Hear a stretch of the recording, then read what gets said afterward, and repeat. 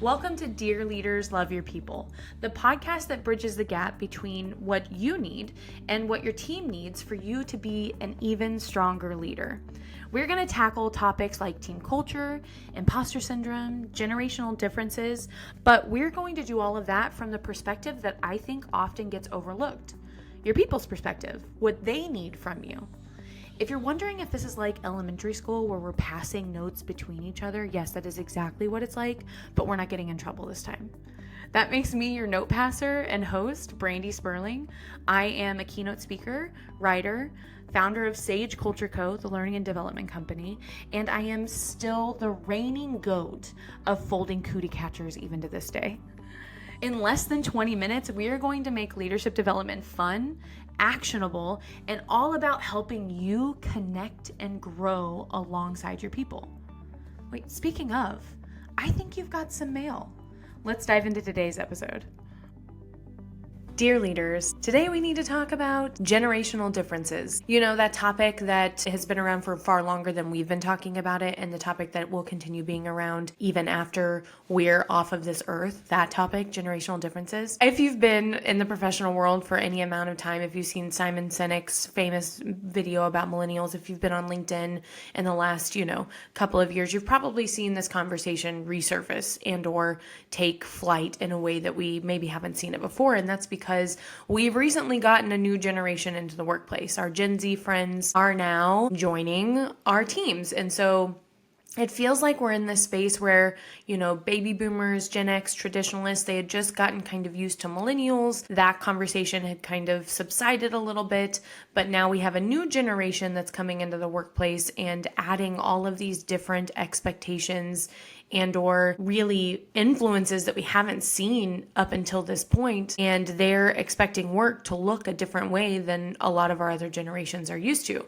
And so that in turn obviously creates some conflict, generational conflict. And I came to love this topic for 3 reasons. 1, I did my master's in strategic leadership and I did my thesis on this topic. So don't tell me that if you spent a year researching a topic, writing 27 pages, front and back, little Ross Geller for you if you're a Friends fan, that you wouldn't keep talking about it. Of course, I've done very few cool things in my life. That's not true. I feel like I've done a lot of them, but that is one of them. I mean, spending that amount of time researching one subject, I love talking about generational differences and how they show up in our cultures and our teams. But the second reason that I really love this topic, and I think it's the root of what really got me interested in it in the first place, is that I was one of those lucky kids growing up that got to spend a lot of time with their great-grandmother. So I got 21 years with my great-grandma, which is insane. I know a lot of people don't get that. And I was very close with her, so I would spend a lot of weekends, a lot of summers with her, and she would tell me her stories of her growing up and what it was like, and I would just sit there dumbfounded, like, you ate what?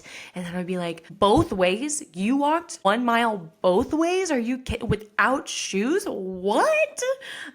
So I really fell in love and was fascinated with the world that she was raised in because it was just unfathomable to me. I couldn't even imagine that type of experience. And I think that that's the case for organizations too, but it doesn't happen without work. It doesn't happen without intention and really asking ourselves what parts of each of these generations can we take and create a space for in our teams. So there's not just one generation that's influencing every decision and the way that we show up and the norms in our organization simply because it was their experience. But that's what happens with generational differences is we see things, we see behaviors, we see norms, and we decide whether they're right or wrong based on our own influences and our own values. I have a really good example. Whenever I got out of college, I got a salary position, which I was shocked. I mean, I worked hourly positions all the way through college. I had a paper route. I worked at McDonald's in high school. I worked for a grocery store. All of them were hourly, right? And so whenever you get out of college and then someone's like, oh yeah, you're going to have one set salary. And it was a bigger number than I had ever heard of in my entire life. Well, I mean, it wasn't that big, but when you work at McDonald's, I mean, it was a big number. And so the way that they explained it to me was, your salary, which means you don't count hour for hour. You don't have to clock in, you don't have to clock out, you just show up, and sometimes you're going to work longer and sometimes you're not going to work as long. And I was like, man, this is awesome. Why aren't we doing this everywhere? Which I fully understand why we can't. So I showed up for work one day and it was 8:20 whenever I rolled in, and there was this leader that was already there. She wasn't my leader, but she was another leader. And this leader saw me walk in and I got situated at my desk. It was about 15 minutes later. This leader came up to me and said, "Hey, can I talk to you for a minute in my office?" And I was like, "Yeah, absolutely." So I go into this leader's office and this leader is like, "Look, I noticed that you got in at 8:20 today." And I was like, yeah, I did. And they proceeded to tell me that really I needed to be at work at 8 o'clock, that the doors were open at 8 o'clock, and our clients may need us at 8 o'clock. And so the expectation was that I'd get there at 8 o'clock. And so, of course, since this wasn't my leader, I had a conversation with my own leader and I was like, "Hey, this person told me that I really needed to be here at 8. Is that the case?" And my leader was like, "No, you don't need to be here at 8. And my leader told me that her process was if you're going to be later than 8:30, then I needed to text her and let her know. But I was well within that, range. What this situation would become for me would be the basis of how I started looking at generational differences and why we experience generational conflict in our workplaces or our teams. And that is that when we don't clarify expectations very clearly for everyone, regardless of who they are, we leave how people behave up to that person. So meaning, in this instance, there was no office rule on what time you needed to be in the office. There was no clear definition. But that leader left without that. That leader that pulled me into their office, they were measuring it by their own expectations and their own experiences. That leader, I don't know for sure, but I probably would have guessed would have been a baby boomer. They had an expectation of how people showed up in the office. It wasn't stated. It was unstated because that leader expected that everybody would behave the same that they would. And so that's really, whenever we're looking at you as leaders, that's what we need from you. A lot of generational conflict would be easier to navigate if you took the reins and were really clear on some of these expectations that oftentimes create conflict in your teams. And I say it would help the conflict. It's never going to make the conflict go away, because I think so often we look at generational differences and generational conflict and we're looking at a solution to make it to where we have no conflict. And that's just not realistic in any culture. The goal isn't to have no conflict. The goal is to know what to do with the conflict when we experience it, which means whenever it comes to generational differences in your team, your role as a leader is to be able to craft a culture really intentionally that gives space for all of them to exist, but also creates clear expectation so that there isn't some of this ambiguous frustration and or questions around how we do things, and then we measure it based on what we were expected to do. Instead, we have to have that information. That way we aren't measuring it. We aren't just looking at this big iceberg and going, "Oh, I see the tip of the iceberg and I'm deciding if it's right or wrong." I don't have to do that as a team member on your team because I have the information in front of me. I know how we're supposed to exist whenever it comes to this specific scenario, but that comes from you as leaders. Luckily, we have 2 ways to help. Starting with, number 1, you have to get really comfortable with leading the flock when it comes to some of these norms and behaviors that oftentimes are the root of generational conflict. Case in point, communication. How do we communicate? What is our dress code? What's our flexibility like? If we're a work from home organization, how do we work from home? You have to get comfortable of drawing that map and that direction for your people. In fact, I saw the funniest meme that I feel like is the perfect example of this. And it was a drawing of all of these geese heading in one direction. And you know how geese fly in a V. Well, the goose at the point of the V turns around and looks at the goose behind him. And he's like, "Hey, where are we going?" And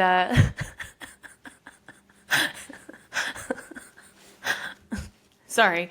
And the goose behind him is like, "We're following you."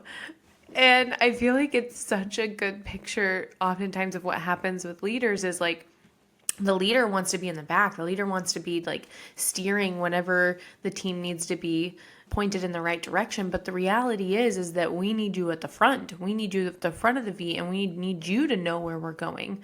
Because if you're really clear on how some of these things show up in our team, and not only You're clear about them, but you help us understand how they fit in. You teach them to us. You tell us that it's important. You show us how to do it by your own actions. Then it's going to be easier for us to know what to do with some of this generational conflict comes in whenever I want to show up at 8:30 and, boss B wants everyone in the office at 8. If you're at the front of the V, those moments of conflict are going to be less and less because everybody is looking in the same direction and on the same page with what our culture is and how we're supposed to show up in it. But that means if you are the goose at the front of the V and you are setting our direction and you're very clear, you've made clear expectations, everybody knows how to behave and act, that you are setting that direction based on what's best for the team and not just based on your own generational comfort. That's probably the hardest thing about generational differences that I found is this kind of splicing out and understanding what has built our expectations in the workplace and being able to honor those and recognize which ones are still serving us, but then getting really curious about which ones no longer serve us. If I were going to say there was one thing that's going to be the hardest, but the thing that we need the most from you, it's got to be that. It's got to be a leader that sets their ego aside and knows that their generational experience, the world that they were raised in, the lens that they were looking through is absolutely valid, and it's probably served a lot of situations, but being able to ask themselves, is it still serving this team? Or is there a new perspective and a new way of looking at how we do things that's going to help us move forward? Different generations approach work differently because the worlds that we were raised in told us what we should expect from the working world. A really good example of this is whenever I was in high school, my grandma, not my great-grandma, her daughter, my grandma had really drilled into me and showed me what it meant to have a successful career. So the conversations were often centered around, you get a job, you work really hard for that job, you climb the corporate ladder. She talked about 401k. She had worked for a company for 25 years. So she was really molding this potential professional world for me based on her own experience. The problem is that definitely wasn't my experience because in high school, our generation experienced the Great Recession, and my grandma, who had worked for this organization for 25 years, ended up getting laid off. They met her at the door and said, "Hey, here's your box. You no longer have a job here." And I know that totally rocked her in that moment, but she was also, 57 years old. I was 16. I was in my formative years of trying to figure out what I was going to do for a career. And here I got this firsthand experience of what a professional world and what working for a company could look like. And that shaped the way that I started looking at my own professional world. If I could be here and gone the next day in any organization, no matter how long I worked for them, then all of a sudden what came into my mind is, I want to enjoy my life while I'm at it. So that was the underlying and the underpinning of every position that I applied for, every job that I worked for, every boss that I reported to, every new position that I applied for was driven by these really pivotal moments that I experienced in high school that shaped what I expected on the other side. But if I had people reporting to me, then that means that I can't necessarily expect that those values are going to drive that individual. And that also means that I can't just make decisions for my team based on my own view of the working world.